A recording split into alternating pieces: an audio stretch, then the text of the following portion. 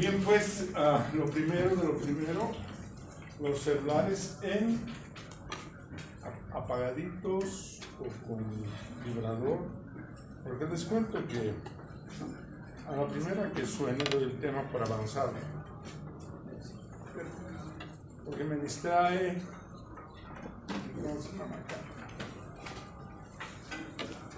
El mío puede sonar vibrar por el trabajo que tengo, pero vamos a esperar. Bueno, me llamo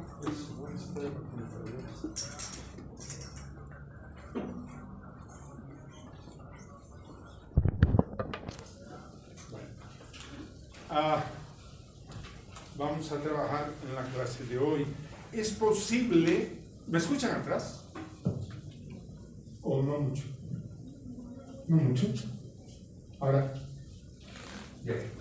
Entonces es posible que esta clase dure unos 15 minutos más. Me acuerdo porque hay varios elementos que quiero comentar. Esas sillas estaban ocupadas. ¿Cómo se quieren sentar? Queríamos empezar de las chicas. Hay una silla ahí, porque no quiere sentarse. Está incómodo salir ahí. ¿Alguien viva? No hay para sentarse, pues sí hay, para que son igual. Les decía que probablemente, por lo tanto, demore unos minutos más por ser la primera clase, que es de generalidades y que pues muchas veces tengo que hacerlo con relativa calma. Aunque en las clases siguientes, obviamente, a los temas que voy a tocar ahora, que son muchos temas, ¿de acuerdo? Vamos a ir trabajando paulatinamente en cada una de esas clases. Ok. Una de las cosas que nunca debemos olvidar es la importancia que van tomando lo que se llaman las enfermedades tropicales desatendidas. Fíjense ustedes de que esto aparece recién el 30 de enero de este año, estoy hablando de hace 2 semanas atrás, cuando la Organización Mundial de la Salud determina que este grupo de enfermedades tropicales desatendidas requieren un esfuerzo de los gobiernos, de los servicios de salud, de las universidades, de las instituciones estatales, del apoyo internacional para intentar disminuirlas porque se están convirtiendo en un serio problema a nivel mundial. Y las que he pintado en rojito, en un circulito rojo, no es que viene así, sino que lo hemos puesto nosotros, son las enfermedades parasitarias. Entonces, ustedes ya pueden imaginar que en el mundo, para el mundo, es un problema estas enfermedades desatendidas y que lamentablemente son mucho más frecuentes en países como el nuestro, es decir, en países pobres, en países en los que los recursos para la salud son los menos, en países como el nuestro donde el aporte estatal para, por ejemplo, la salud es muy bajo. De hecho, este hospital que ustedes ven al frente, que es el segundo hogar donde uno ha vivido, está hace 107 años. Y nunca ningún gobierno ha construido un nuevo hospital. Este es un hospital de gran demanda y lo que cuando yo trabajaba en el hospital, que dejaba de trabajar por ser director, le llamamos el hospital de pobres. Porque la gente pobre es la que viene a un hospital pobre. O sea, qué ironía, ¿no? O sea, cuando la gente pobre requiere más bien un servicio de la mayor calidad posible, no. Le damos un hospital pobre donde las condiciones de trabajo son pobres. Entonces, fíjense ustedes que esta primera diapositiva se les tiene que grabar muy bien, porque hay otras enfermedades, hay enfermedades bacterianas también, ¿no? Ahí está la rabia, por ejemplo, que en muchos países del mundo se ha eliminado, nosotros seguimos teniendo rabia. Hay otras enfermedades que se van viendo y que son las que requieren de un apoyo muy importante en lo que significa la salud en general. Pero entraremos a la parasitología como tal, porque la parasitología es una ciencia, una disciplina que es muy antigua. Luego veremos una diapositiva. Y hay algunos reportes de cómo ya estas enfermedades fueron descritas desde hace muchísimos años atrás. El papiro de Ebers, cabalmente, que data de 1500 años antes de Cristo, estamos hablando de casi 4000 años atrás. Ya se escribe en este papiro que habían parásitos o algunas estructuras que afectaban al hombre, pero no se sabía qué era. Luego, Hipócrates después, años después, Hipócrates ya comienza a encontrar que varios animales tenían parásitos en su interior. Por ejemplo, no es raro aquí que alguna vez que traen pescados del lago, por ejemplo, ¿no es cierto? Se abre la panza y hay bichos, hay unas pequeñas lombrices. O los perros que tienen igual, los perros que nacen con parásitos. Estoy hablando de cosas de todos los días, no cosas raras. Entonces Hipócrates ya describe, y es interesante como dos médicos árabes ya hacen una descripción bastante más precisa de varios de ellos, ¿no? Entre ellos el Ascaris lumbricoides, un parásito que está en esa fotografía, un parásito que mide 30 centímetros más o menos de tamaño, ¿de acuerdo? Y que pues ellos ya habían visto que los humanos eliminaban estos parásitos. Se describen nada más porque no hay otros antecedentes. Otras enfermedades interesantes en la historia. Esa imagen que ustedes tienen es una imagen en la parte superior de arcilla, pero simula, y además quien hizo esa estructura de arcilla que se llaman huacos, ¿de acuerdo? Y esos huacos están en el Perú, en el Ecuador. Están simulando una destrucción de la cara que ustedes ven en un paciente real, que se trata de leishmaniosis mugocutánea, ¿no? Entonces ya estamos hablando de que desde hace muchísimos años, cientos, miles de años atrás, ya habían estas enfermedades en el continente americano y que por lo tanto pues, se le tratan de esa manera. Hay una especialidad muy bonita hoy en día, la paleoparasitología, ¿no es cierto? Y se ha comenzado a detectar en coprolitos, que los coprolitos son pues materia fecal consolidada como piedras.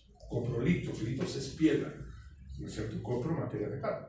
Entonces, en los coprolitos ya se han encontrado huevos de Ascaris lumbricoides, ahí está, ¿de acuerdo? En el intestino de unas momias en el Egipto, ¿verdad? Esto ha quedado diseñado el rol del parásito. Y fíjense, hace miles de años, no estamos hablando de hace poco, o sea, de momias que vivieron hace miles de años y ya tenían los parásitos. De hecho, en el Renacimiento Linneo, Carlos Linneo, que es un biólogo de alto nivel, él ya comienza a describir otras especies que vamos viendo, con otros nombres, sí. No he puesto los nombres originales con los que él describe la presencia de estos parásitos, pero es el que ustedes ven, llaman Enterobius vermicularis. Un parásito que mide aproximadamente, este mide como 40 micrómetros, este otro mide pues alrededor de un centímetro y medio de adulto. O sea, hay parásitos que son muy pequeñitos, microscópicos, y otros que son macroscópicos. Pero todos los parásitos tienen que ser vistos, ¿no? Y es Zacharias Janssen, un señor que no era ni biólogo ni nada, era un artesano que trabajaba con vidrio en Holanda. Y este señor, Zacharias Janssen, lo que hace es pulir vidrio. Y un día se le ocurre, puliendo vidrios y lentes que él trabajaba puliendo, de poner uno contra el otro. Y se da cuenta de que podía ver más grandes las cosas. Y fabrica lo que sería, no un microscopio, más parece un telescopio, ¿no es cierto? Un aparato que medía entre 15 a 25 centímetros, no es muy grande, más o menos así. Y le pone una lente a un lado y una lente al otro lado. Nada más. Y él observaba y decía, uy, todo se ve grande. Esto dio origen a los telescopios. O sea, estamos hablando de que es en el siglo de 1500 y algo. Bajo esa idea aparece el padre de la microscopía. Y el padre de la microscopía es Antonio van Leeuwenhoek, o Antonio van Leeuwenhoek. Este era un holandés que trabajaba con telas. Y él quería ver si la textura y la calidad de las telas era buena. Y se inventa ese aparatito que ustedes ven que lo tiene el Señor en su ojo. Es este el mismo. Es el original, y él, pues se han hecho varios. Y él veía las telas con eso, ¿no? Colocadas, sí veía. Pero un día se pone a ver en agua, dice, seguramente de aburrido. Adiós era aburrido porque él no era biólogo, nada, él vendía telas. Y algún día toma un poco de agua y comienza a ver esas cosas que vemos ahí arriba. O sea, cosas que se movían. Y le llama animaléculos móviles. O sea, animalitos se mueven. Y hasta que un día él está con un cuadro diarreico, dice, voy a poner una gotita de mi materia fecal. Y ve que tenía parásitos y bacterias. Y él dice, uy, esto es lo que me está enfermando. Y por lo tanto, por eso lo pongo en el padre de la microscopía. porque este sería el primer microscopio que sirvió para poder posteriormente mejorarlo y tener los microscopios que tenemos ahora. Entonces fíjense cómo hay muchos descubrimientos que no fueron intencionados hacia el mundo de la microbiología, hacia el mundo de los microbios, sino que son azares de la vida y alguien que se le prende el foco y dice, bueno, vamos a ver qué más hay aquí. Este famoso el Ascaris que ya lo hemos visto, ¿no?, en las momias egipcias. Entonces, pues veían que mucha gente eliminaba estos Ascaris, porque estos Ascaris no se quedan en nuestro intestino por siempre. Estos los tenemos en la zona de los Yungas y todo el Alto Beni. El 60 al 70% de la población infantil tiene esto. La cosa es normal, esto no es una cosa rara. Y entonces, ¿cómo es un paraíso tan antiguo, tan fácil de ver? Porque estos miden 30 centímetros, entre 15 a 30 centímetros, se eliminan con la materia fecal, o salen por la boca, o salen por la nariz ocasionalmente, donde la gente comienza a estudiar. Y Davin, mejor dicho, en 1862, él dice, la gente se enferma por ingerir huevos. Comienza a trabajar en esa idea, los huevos que son eliminados por las hembras de este parásito. Bajo esa idea, Giovanni Gras se infecta intencionalmente de una materia fecal en la que habían huevos de Ascaris. Hay que tener un carácter. Agarra un poquito y se los come. No se preocupen, todos nosotros comemos partículas de materia fecal. Toda comida que está en la calle tiene partículas de materia fecal. Solo queda siendo sincero, agarrar un poco de materia fecal, se metió a la boca. Nosotros disimulamos. No disimulamos. Toda la comida, ¿se imaginan con estas lluvias que hay? ¿Qué creen que está? Está lavando las calles, ¿no es cierto? Y a lavar las calles, ¿qué está lavando?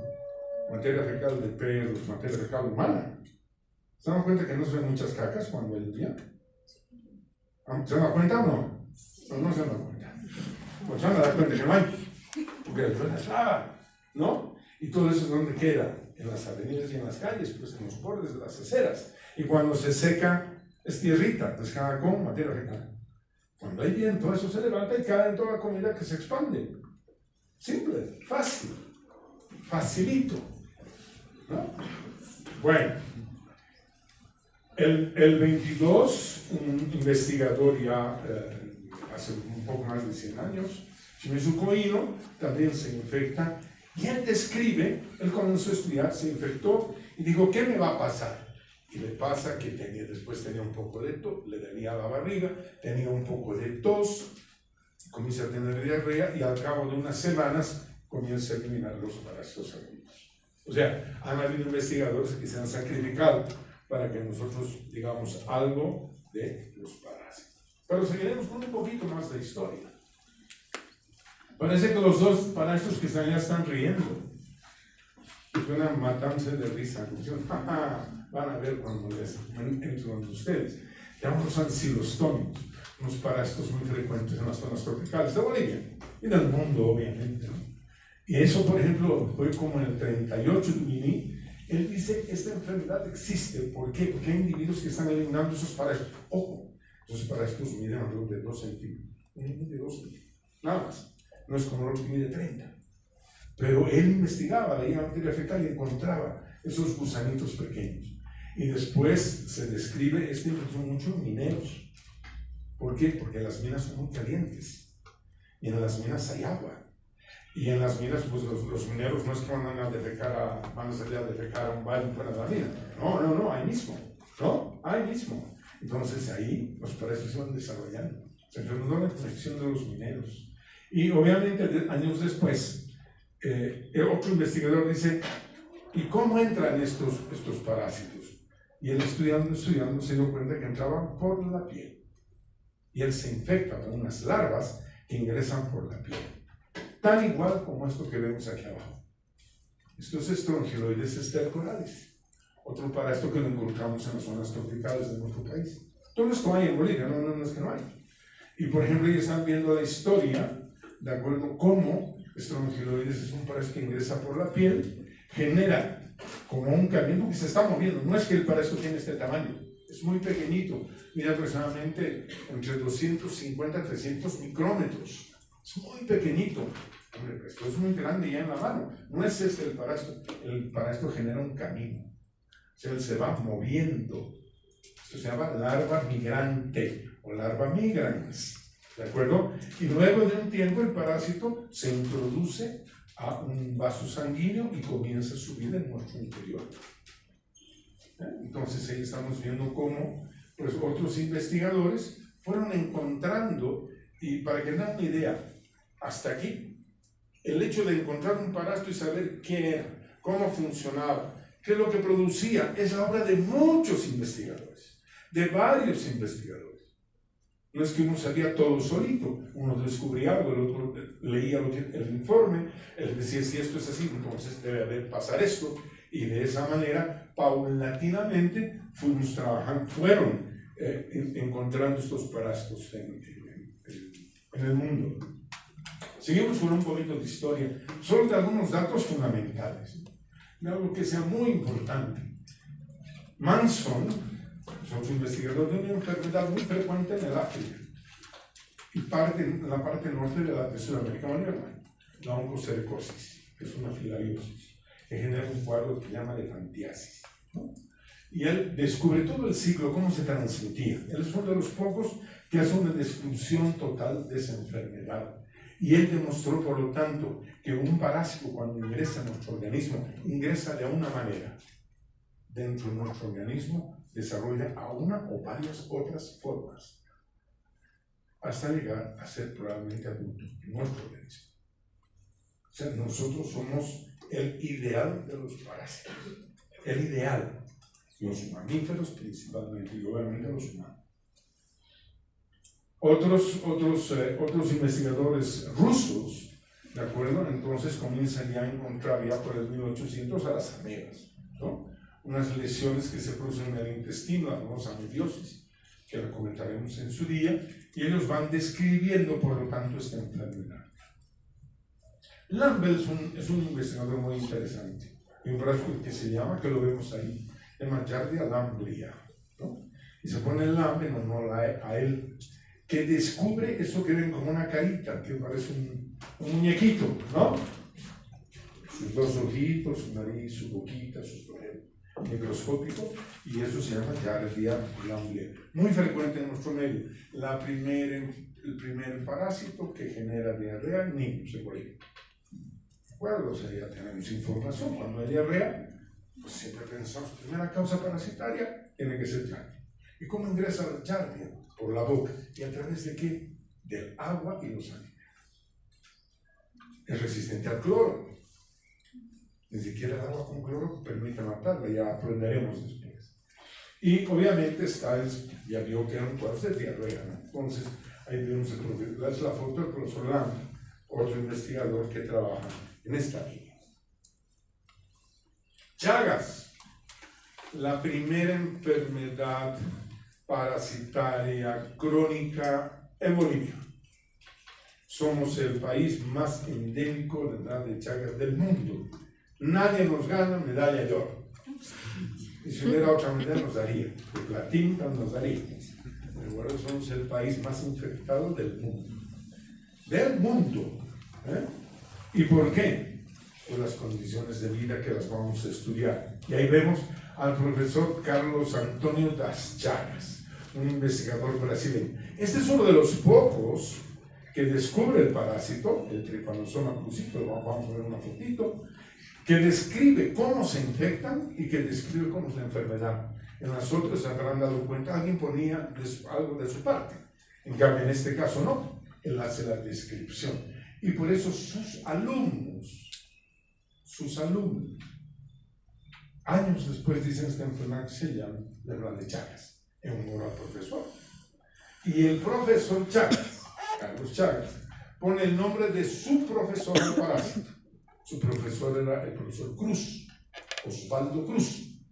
Y en honor a su profesor, dice que se llama el Trypanosoma cruzi. ¿No? O sea, fíjense cómo ese respeto entre investigadores hace que muchos nombres hayan sido puestos por los alumnos o sus colegas a los parásitos. Leishmaniosis, este es muy interesante. ¿Recuerdan de la foto de los huacos? La primera foto de la destrucción de la cara. A eso se llama leishmaniosis, ¿no? ¿Y quién trabaja en eso? Este médico militar, el doctor William Leishman, ¿de acuerdo? Y el nombre de leishmaniosis es también dado por sus alumnos, médicos. Nos dicen, cuando se descubre el parásito, él lo descubre, lo describe, descubre y describe no es lo mismo, y por lo tanto en honor a él dice, no, esta enfermedad que se llama leishmaniosis, que es tan frecuente también en nuestro medio. Y dos hermanos, los hermanos Sergen, demuestran que eran unos mosquitos los que transmitían. Él sospechaba que era por picadura de mosquitos. Y fíjense, ya estoy incorporando otro criterio en esta charla. El concepto de mosquitos, el concepto de vectores, el concepto de algo que nos transmite. Hasta aquí, muchas de las enfermedades que había comentado eran por las manos, por el agua, por los alimentos. Pero ya que estamos viendo en estas dos en esta lámina, que esas enfermedades son transmitidas por vectores. En el caso del Chagas, por la vinchuca, el Triatomum pestis, ¿de acuerdo? Y en el caso de la enfermedad de leishmaniosis, a través de los flebótomos, ¿de acuerdo? Y es Gaspar Vian, también otro médico brasileño, el que encuentra, estudia, analiza las muestras que él tomaba de las lesiones y dice, no, vamos a poner el nombre, que se llama Leishmania brasiliensis, es decir, Leishmania como el del profesor Leishman, y brasiliensis porque el Brasil fue el lugar donde se hicieron los mejores estudios de esta enfermedad tan frecuente en el mundo. Ahora ya no solamente en América, en el mundo, pero siempre ha habido personas con ninguna tecnología. Ellos, fíjense, sus Chagas no tenían ningún laboratorio de último modelo, ni PCR, ni computadoras, ni internet, ni nada, aquello, ni inteligencia artificial, nada. Es el ingenio y la capacidad del ser humano el que tiene que seguir manteniéndonos vigentes en la vida. La inteligencia artificial no es más que el pirateo de toda la producción de los seres humanos. Que han reunido, ¿no? Todos los trabajos, ¿de dónde salen? De lo que la gente ha escrito, de lo que la gente dice. Ese es de lo más pirata que hay, pero funciona. ¿O no? Y llegamos un poco ya a nuestro siglo, después de este paseo un poco histórico, y vemos que en este siglo ya, pues, obviamente, con la tecnología, ya tenemos mejor conocimiento de las enfermedades, de todas en general, no solo de las parasitarias, ¿no? Las bacterianas, virales, el cáncer, la diabetes, la hipertensión, etcétera, etcétera, etcétera. Por la tecnología ya tenemos mejor conocimiento, ¿no? Hemos desarrollado formas de diagnóstico mucho más simples, porque antes había que buscar al parásito dentro del organismo humano, pero no siempre lo podíamos encontrar. Pero el parásito hace algo, viviendo dentro de nuestro organismo, como es algo extraño a nosotros, va a dar lugar a la formación de anticuerpos, ¿no? Entonces hoy día, ¿cómo detectamos las enfermedades? Por anticuerpos. No sé si ustedes recuerdan el 2020, el 2020, ¿recuerdan? No. Ustedes son medio chavos. Tenían 15, 16 años. ¿Qué nos hacían a todos? Nos hacían un sopito en la nariz, ¿no? Para hacer una prueba, ¿no es cierto? En un tubito, veíamos al virus, ¿no? Estamos generando una reacción antígeno-anticuerpo. Si estamos enfermos, tenemos anticuerpos. Sacamos, lo ponemos en el tubito, reaccionar, positivo. Y eso se llama, hay una técnica que me ELISA, que es esta imagen que vemos aquí, que es una de las técnicas más importantes para el diagnóstico de enfermedades en el mundo de la infectología. No solo el parásito, en el mundo de las infecciones, muy importante. Y además tenemos, caramba, otro equipo fantástico, el PCR, ¿no? La reacción en cadena de la polimerasa, si hablo en castellano. En inglés es protein, ¿cómo es cadena? ¿Qué? Eso, reaction, ¿no? Entonces llamamos PCR, ¿qué es lo que conocemos en el mundo? ¿Y qué es lo que se hace aquí? Se toma un pedacito del parásito y dentro de esta máquina se reproduce su genoma miles de veces. Entonces ya no vemos al parásito, es una prueba molecular, vemos el genoma del parásito. su ADN o su ARN, lo que fuera. Y entonces hemos avanzado muchísimo en el diagnóstico. Esto se hace en nuestro país no mucho, porque el equipamiento es caro. Pero en países en el Perú, Brasil, Chile, Argentina, esto se hace todos los días. Aquí lamentablemente, pues como no hay plata, no hacemos frecuentemente. Pues ya vamos viendo como en el siglo XXI ya hay muchos más medicamentos, varios medicamentos hay con los que podemos trabajar, y además que al haber entendido cómo las enfermedades se transmiten, podemos realizar varias medidas de control que las vamos a comentar.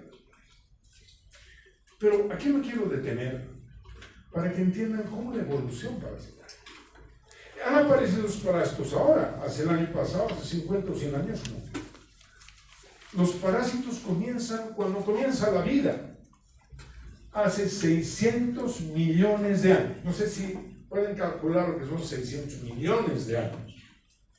Comienzan a existir en los mares seres unicelulares que inicialmente cada ser unicelular vivía por su cuenta.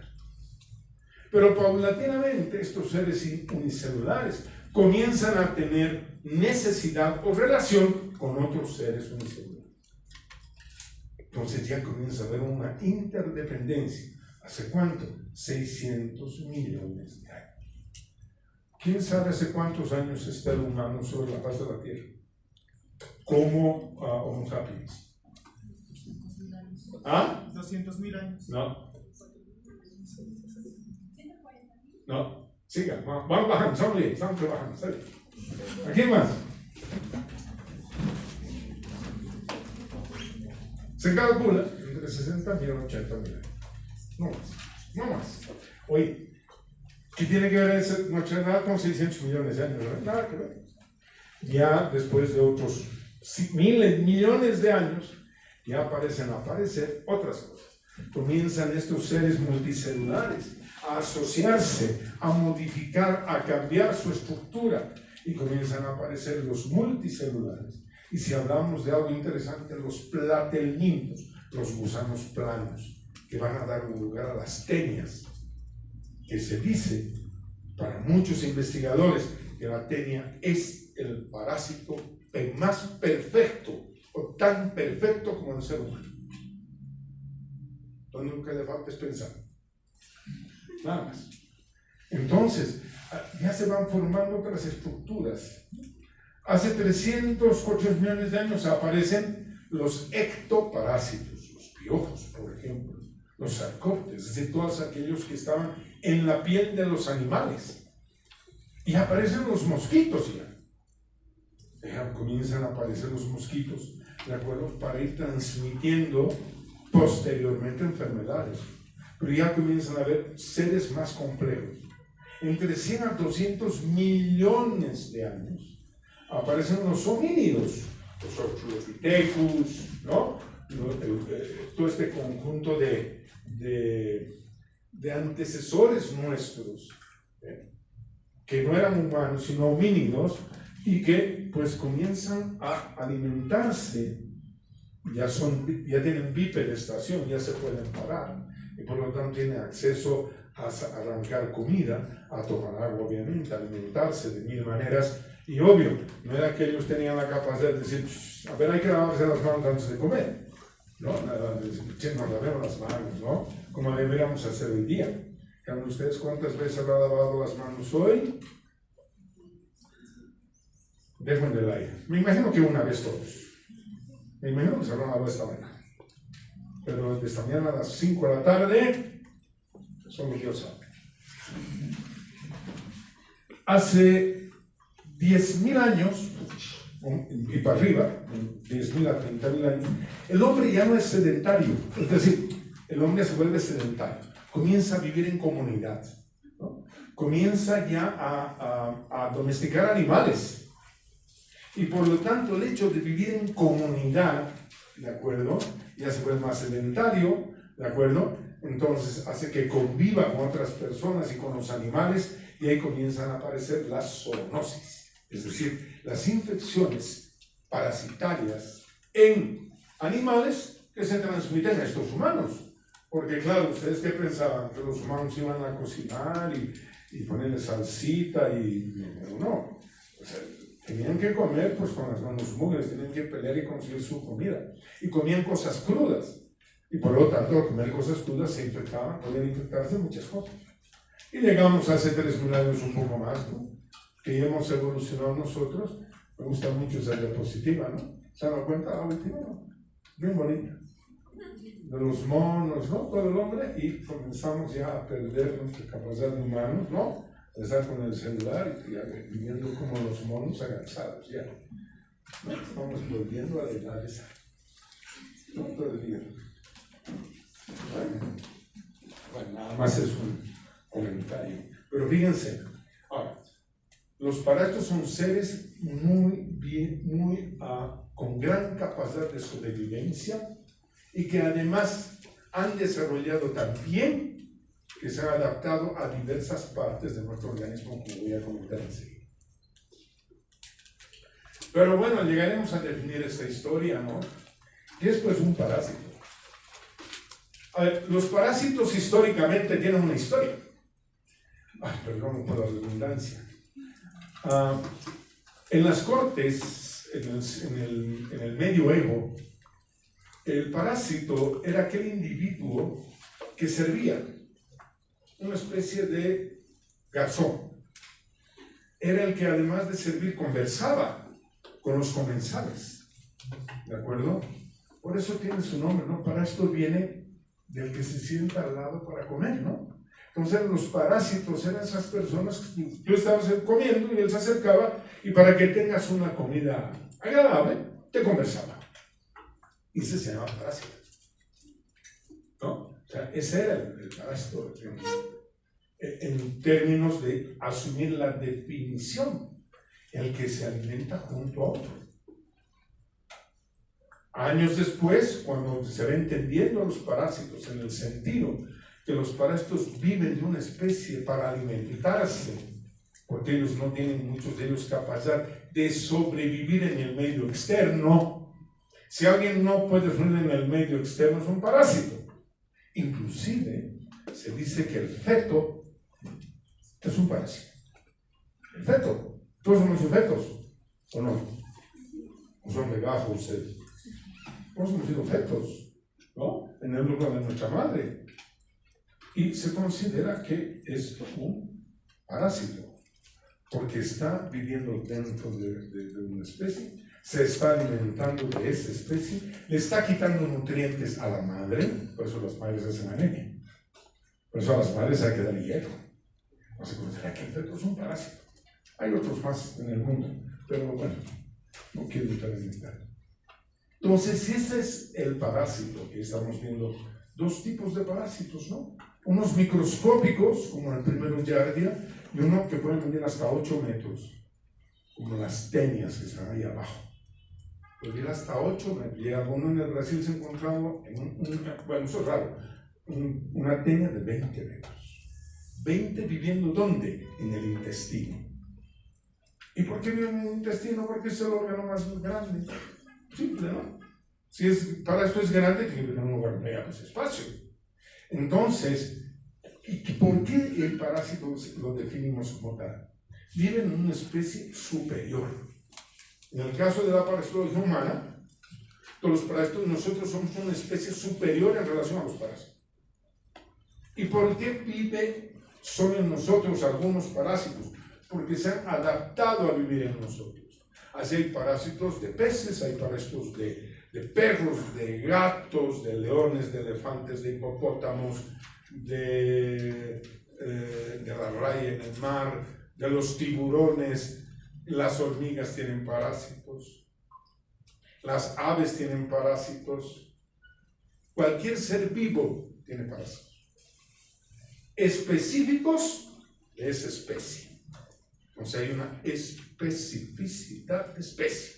Es decir, no se van a meter a cualquier otro animal. ¿Por qué? Porque hay una dependencia genética. Genéticamente los parásitos se han adaptado a vivir en nuestra genética. Nuestra genética define nuestra estructura, nuestra función, ¿o no? La genética define eso.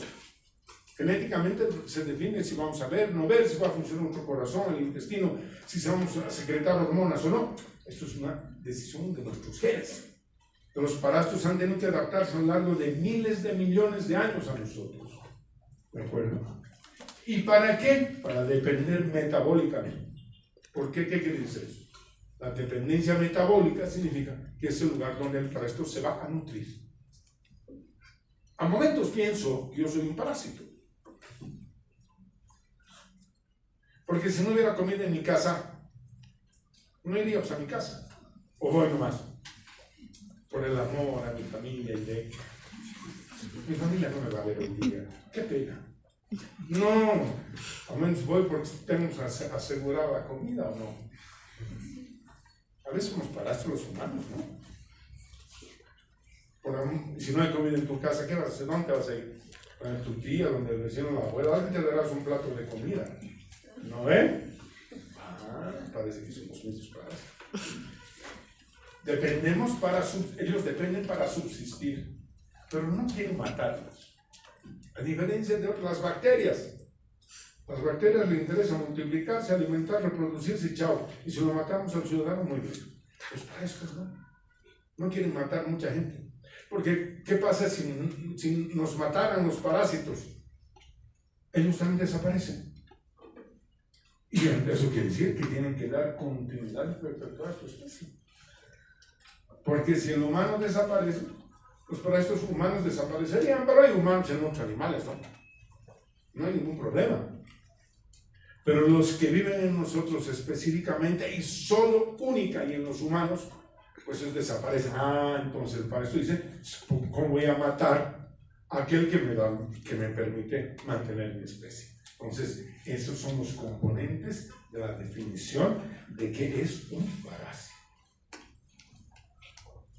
Hay muchas otras definiciones, pero yo quiero utilizar dos. Por ejemplo, hay parasitología veterinaria, que tiene su definición. Pero me interesa, desde el punto de vista médico, trabajar con dos definiciones. Lo que es parasitología médica y lo que es parasitología clínica. Caramba, la línea de división es muy fina, pero muchas veces vale comprender.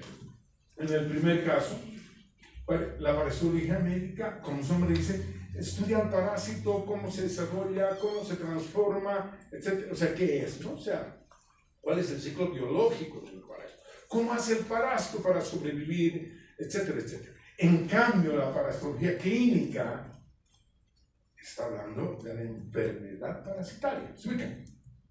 De alguna manera, en la parasitología médica, obvio que también se estudia la enfermedad, pero aquí es mucho más preciso, ¿no? Porque aquí, en la parasitología clínica, estamos así trabajando en un servicio de salud. En cambio, en la médica, de repente hay otras cosas, hay que hacer investigación, hay que estudiar esos otros componentes. Que aquí hacemos prevención, por supuesto, por eso hacemos control y prevención. Pero estas definiciones, que pueden ser muy confusas a momento, nada más es para que tengamos una primera orientación del mundo y espacio donde trabajamos. ¿Qué hace el médico en un primer nivel de atención, donde ustedes van a ir a trabajar cuando terminen esta carrera? No van a entrar al hospital. ¿Sí? Van a entrar si son especialistas. Si no son, no van a entrar. ¿Van a ir a trabajar al hospital de Cotauma, a Los Pinos? No, porque no son especialistas. ¿No van a ir a un primer nivel? Todos hemos comenzado ahí. O sea, los centros de salud barriales, ¿no ven? Ahí vamos a trabajar. Sin grandes laboratorios, sin grandes aparatos de diagnóstico, no. ¿Y qué vamos a hacer mucho ahí? Pues una clínica, ¿no? Vamos a tener al paciente, vamos a examinarlo, etcétera, etcétera, hasta llegar a un diagnóstico y hacer un buen tratamiento. De eso se trata, la división con la que estamos planteando. Hay otras divisiones, pero no. ¿Y cómo se clasifican? Varias clasificaciones, pero yo voy a utilizar la fundamental. El hecho de que son unicelulares, los protozoarios. Hay una foto ahí al fondo, ahí al ladito, que son parásitos dentro de un glóbulo rojo. Histología. ¿Cuánto mide un glóbulo rojo? 7 más o menos. 7 micrómetros. ¿Ah? 7,8 micrómetros. ¿Cuánto? 7 micrómetros. ya digamos 7 promedio, 6 a 8 por ahí, ¿no? Caramba, en ese glóbulo rojo tan pequeñito que han visto ustedes en la microscopía, viven los parásitos.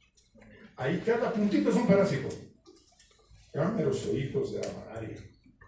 Fíjense el tamaño, si viven en 6 micras, 16, 24 hasta 36 parásitos viven dentro del glóbulo rojo, 36. Qué hábiles. Y no viven en otra parte.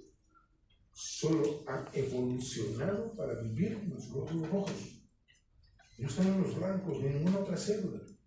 De las millones de células diferentes que tenemos, no quieren el glóbulo rojo. ¿Por qué? Porque en el glóbulo rojo está su alimento.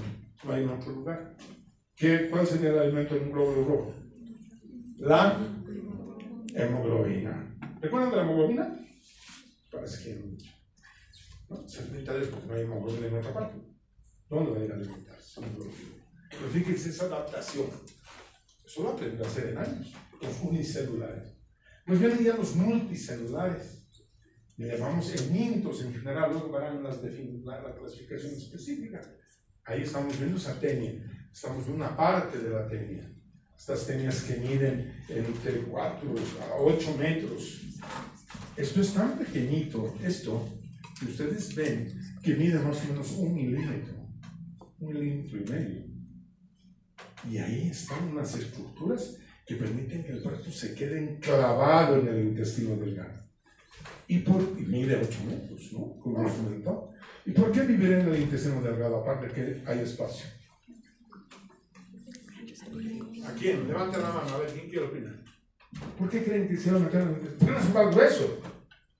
¿Por qué en el delgado? Absorción de nutrientes. Muy bien, porque en el delgado se produce el metabolismo de los alimentos.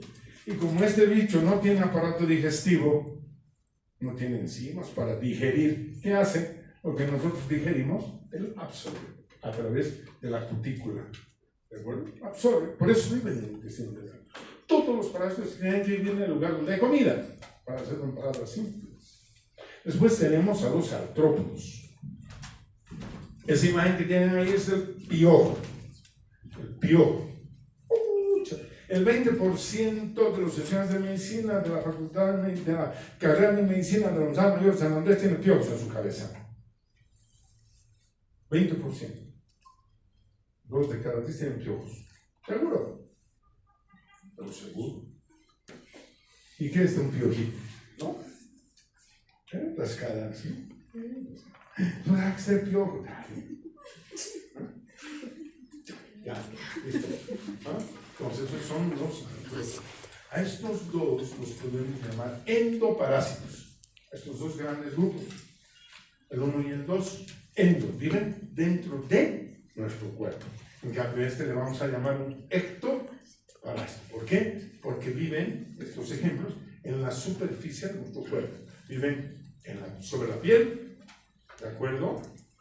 Y se adhieren a los pelos o al vello, depende de donde estén. Entonces serían los endoparásitos, este sería el ectoparásito. Otros dos términos. Hay discusión sobre la terminología médica, les quiero decir. Posiblemente algún profesor diga que no es así. Yo nunca digo que él esté equivocado. Yo digo, es mi opinión. ¿No es cierto? Nunca censuro la opinión de nadie. Son de escuelas diferentes y de pensamiento diferente, obviamente, en nuestra formación médica.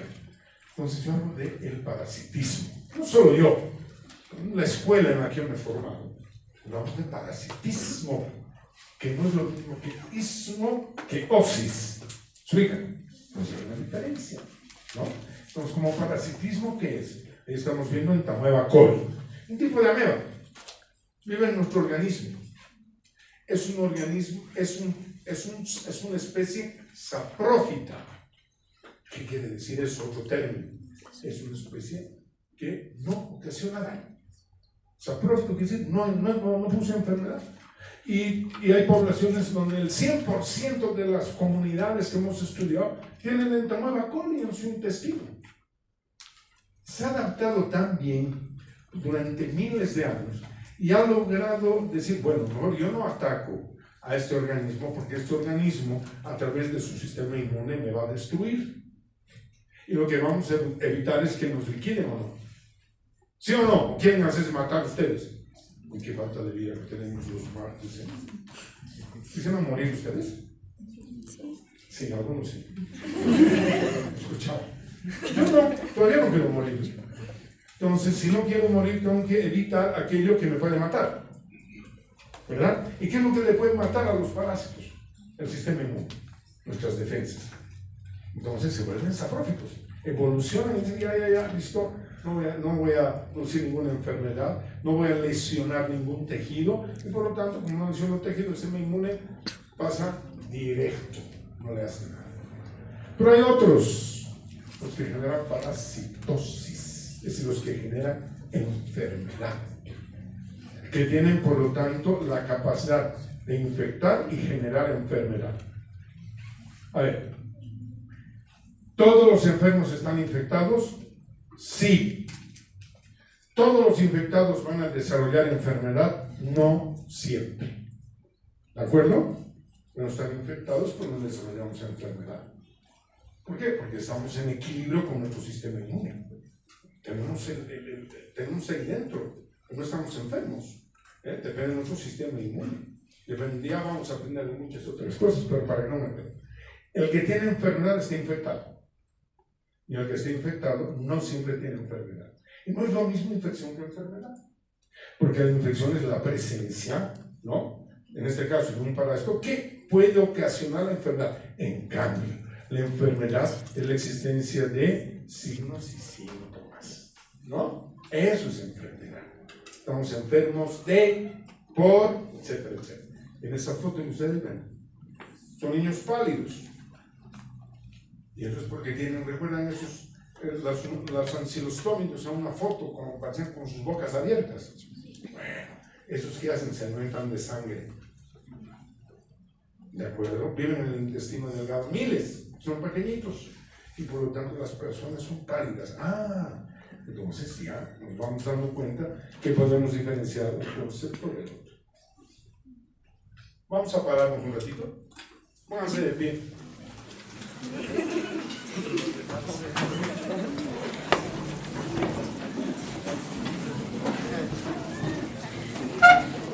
Y les pido que se estén de pie, porque la parte esta que viene, la parte general no es agradable, es pesada. O sea, es mucho de cosas así, y esto que es, intentamos hacerlo lo más legítimo, pero se ponen de pie. Entonces vamos a hacer una cosa, denle un masaje de atrás hacia adelante. Pero denle un masaje, no le va a pasar nada, no le va a decir nada, por favor. Ahí en los hombros, ya, pues ya juegues, por favor. Oye, que falta de sonido.